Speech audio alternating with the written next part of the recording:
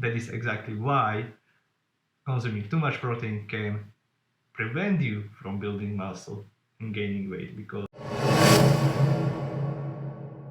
welcome friends, today I'm answering some questions that you have sent to me over my social media through direct message and through my Facebook group where we did a Friday Q&A session. I wanted to dive deeper into some of those questions to bring more nuance and context to my answers to better explain why I said or wrote what I wrote. So here is the first question. Hunter asks, I have trouble stomaching food after my workouts. I will eat oatmeal and that's tasty but not hungry for much else. I've tried whey powders and don't really like those either though, due to gastrointestinal issues. Is there anything else you would suggest? Could I sip on BCAAs or any other easy proteins that come to your mind?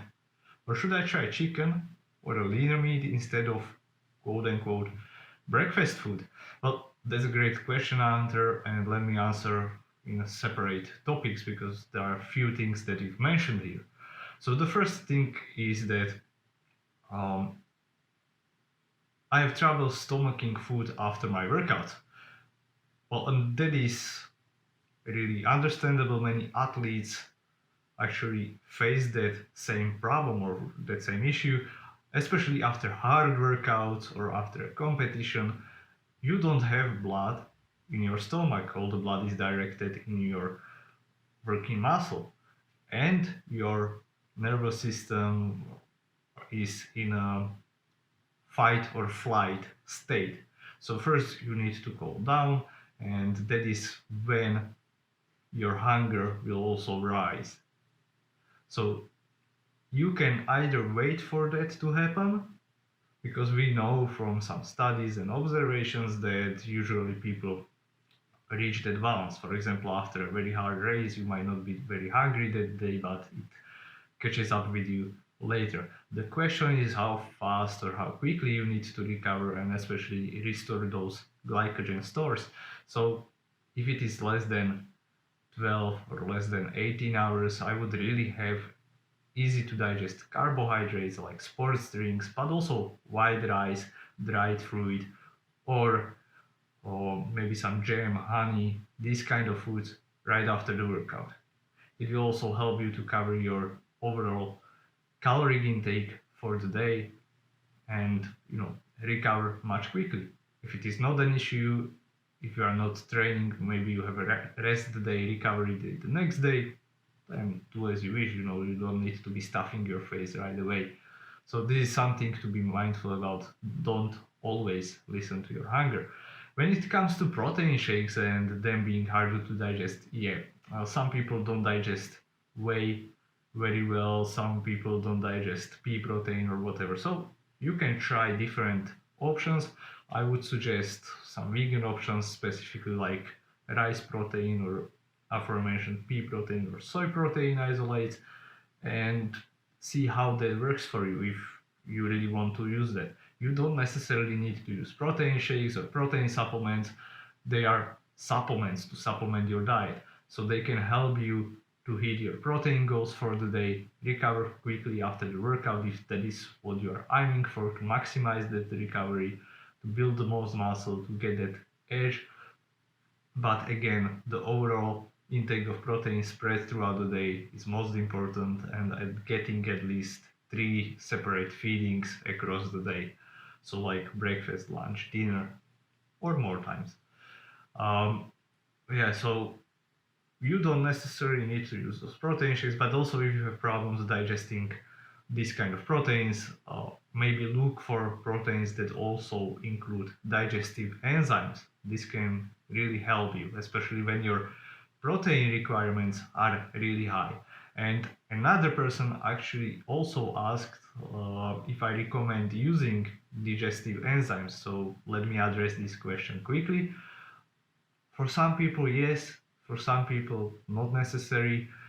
They can be really helpful, like for example when you have like really high carbohydrate goals or really high protein goals. We have digestive enzymes specifically for breaking down proteins and for breaking down carbohydrates. So these can help you to digest it better, and some people swear by them, but everyone's digestion is different. Generally speaking, I would say that if you are eating like too much protein, you can have experience bloating and farting a lot and so on. So digestive enzymes can help you there, but also let's consider if you really need that high protein intake. So if you are eating, let's say, more than 2 grams of protein per kilogram of body weight, do you really need to do that? Well, studies are pretty conclusive on that you don't need, especially like when you are bulking, you are not in an energy deficit state, so you don't need as much protein, and so getting 1.6 up to 2 grams per kilogram of body weight for like 99.99% of you will be just excessive protein, and it can cause you digestive issues. I actually have also an article on my website. I will link it down in the description. Like, that is exactly why consuming too much protein can prevent you from building muscle and gaining weight, because it makes you bloated and you will not consume enough calories, get enough energy for building that muscle mass. So could I see on BCAAs? Again, like BCAAs, they are just 4 brain chained amino acids. They can help maybe vegan athletes to get that leucine higher, but if that would be my concern, I would buy leucine because it's much cheaper option and that's all that you need. But no, I don't think BCAAs are worth it. I would rather take essential amino acids or full protein. There are some people who say like BCAAs, because they're like pre-digested or essential amino acids, that they help them to cover their protein needs. But again, I mean, you would need to have like really huge protein needs, and this is more like for the bodybuilders who are 120 kilos or whatever, and they are consuming or trying to consume 300 grams of protein a day. It's kind of, I don't think there is enough scientific support to recommend it. So I would really stick with like protein powders, maybe add some digestive enzymes and reducing uh, bloat through other options. So, or should I try chicken or lean meat instead of breakfast food? That's another great question, and it is, I see that many people box themselves in breakfast food, lunch food, dinner food, desserts, snacks, whatever. For me, you can eat pizza and it can be your breakfast, lunch, dinner, and your dessert, depending on how many of what ingredients you use on that pizza, right? So you can have like pizza base with tomato sauce, like high carb, low protein, low fat. That can be your pre-workout. You can have pizza with tuna and chicken, again, low fat, high protein, high carb. That can be an ideal post-workout meal. So it's really amazing what you can do if you understand those simple principles. So yeah, if you have trouble building muscle, and that means you have trouble ingesting and eating enough food, then it might be worthwhile to maybe not focus on those lean cuts of meat or lean protein sources, but really have more fatty, because they are tastier, and you can also include maybe some sauces with them if you choose like lean chicken or I don't know, anything else to make it more tastier, so you eat more of that. You want to use that. There is an exception from the vegan diet that comes to my mind, and that would be like trying to get most of your protein from legumes, because legumes also have a lot of fiber and they are very filling. So you will have problem eating a substantial amount of that unless you are me. But even I have problems with it, so yeah, it depends. But you can uh, train your digestion. But here is one thing actually. This guy Hunter also asked like about getting enough protein, getting enough fat or minimizing fat and so on. And there is a huge mental piece or mental side of those. Like I will address most people, and that's where I was, and that was a huge mistake that prevented me from building muscle mass for a very long time. I was afraid of gaining any amount of fat, but if you want to build muscle, you need to be like at slight caloric surplus to make your effort worthwhile. And you might add a little bit of fat. So making peace with gaining some amount of fat is really great. But what will happen most likely is that you will not, especially if you have been under fueling for a long time. Suddenly you will increase maybe your calories by 250 and you are still not gaining weight, by 500 and you are not gaining weight. And this leads me to the actually next question. And this guy asked me, Oliver, are you still bulking and building muscle? And yes, I'm still focused on that goal, but it did not or isn't going as expected. As you can see, I will present to you this graph, and there you can see the prediction of my weight gain and what really happened. And you can see a great dip there. And there are many things that relate to what I started saying. So, what happened? Why did I start actually losing weight? I reduced the amount of or volume of training that I've been doing, but I substituted um, running for gym workouts. So much more resistance training, much more than I've ever done in my life before. Heavier, so I'm focused on that. And despite my training volume decreased, my energy expenditure must have increased because I will not be losing weight, right? So what happened there? I'm tracking calories. So why? Why am I losing weight? Well, the first thing is that I found that I was underestimating my caloric intake, and the big mistake was that I was logging some cooked foods that resulted in discrepancies between what I was really eating and what I logged. So this is a huge mistake, guys. If you have trouble and you think that you are eating a certain way or a certain amount of calories, certain amount of carbohydrates, proteins and fats, and you are logging food that is, let's say, in its cooked state, and you are not having results, well, try to be more precise with your tracking and track uncooked dry food. So I saw the discrepancy in 2 days was 500 calories. So what I ate was actually 500 calories less than what I tracked. And I found this because I'm very diligent with my tracking currently, right now, not all time. So that is one portion. Second, because I started training or using resistance training predominantly, this is the case of the person that I've been under eating for a long time for the performance, or just floating maybe just below my maintenance for months and even years. I've been using a lot of cardio as a part of my training.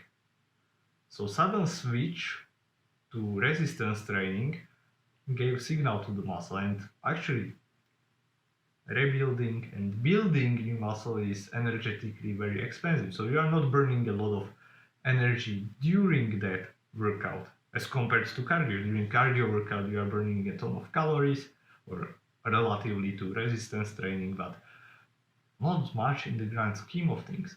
So building this new muscle is really something that we advise for people who want to lose weight, and this is exactly why. Your body will expend extra energy rebuilding those muscles, and you will find that you need to eat maybe even more calories. So if you have been under eating for some time, you have been in this like calorie restrictive state, you you maybe lost weight and now you are afraid to increase your calorie intake because you are afraid of gaining weight, then I would challenge you to increase it like slowly by, let's say, 250 grams, 250 calories a week. See what happens. I increase by 250, nothing. 500, nothing. 750, nothing.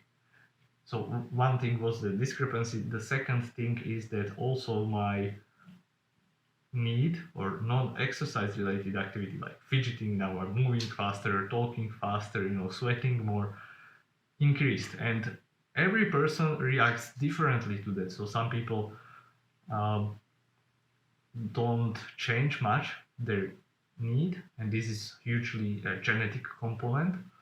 But I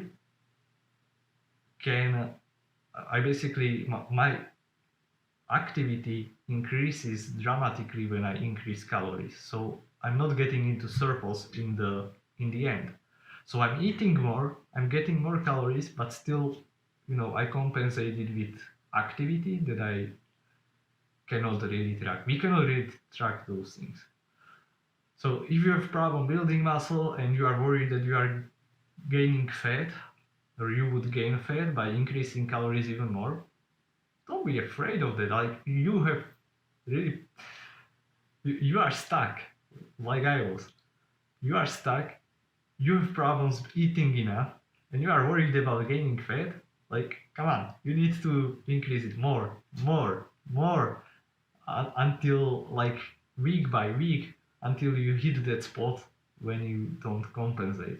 And don't be afraid, you will not get fat from day to day. So if you are doing this like slowly increasing, if you are building muscle, if you are building muscle is a slow process, but if you are increasing weight in the gym, if you are lifting heavier consistently, if you are consistently running faster longer, then basically you are making progress. If you are not making this kind of progress, then you are not eating enough.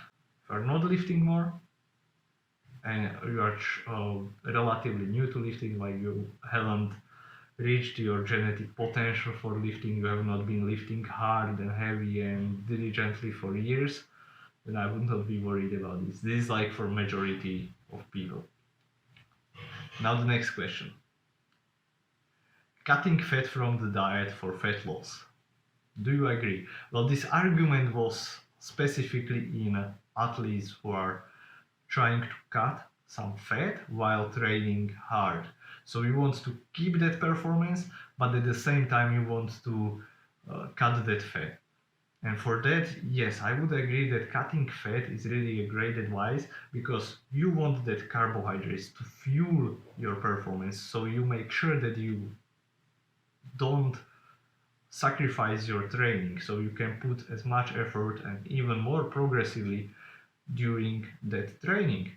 You will be losing fat. Besides that, carbohydrates are necessary for refueling your glycogen stores, as we mentioned previously.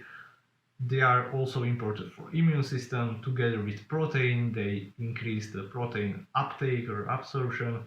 So that is why they are the combination of carbohydrates and protein after workout is ideal situation instead of just protein. And they also help immune system. Compared to fat contains like 9 calories per gram, carbohydrates only 4 calories. So cutting from fat is much easier. I would make sure to get at least these 50 grams of fat in your diet in a day. Of course you can go lower, but generally I think this is like too strict, and unless you are a bodybuilder, I don't have bodybuilder audience, I'm not trying to speak to them. So if you are like a CrossFit athlete, Spartan race athlete, or a normal person who is just getting fitter, going below 50 grams of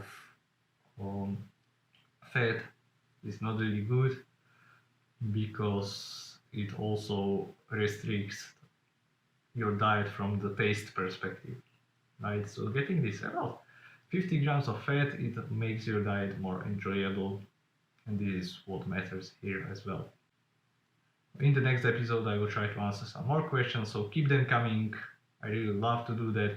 You can send them directly to me. Links will be in the description down below, and the best way how to get them answered even before I publish another video is to reach directly to me through my Facebook group. Link is in the description down below. If you like this video, if it was helpful for you, you know what to do. Please like, share and subscribe. Have a great day.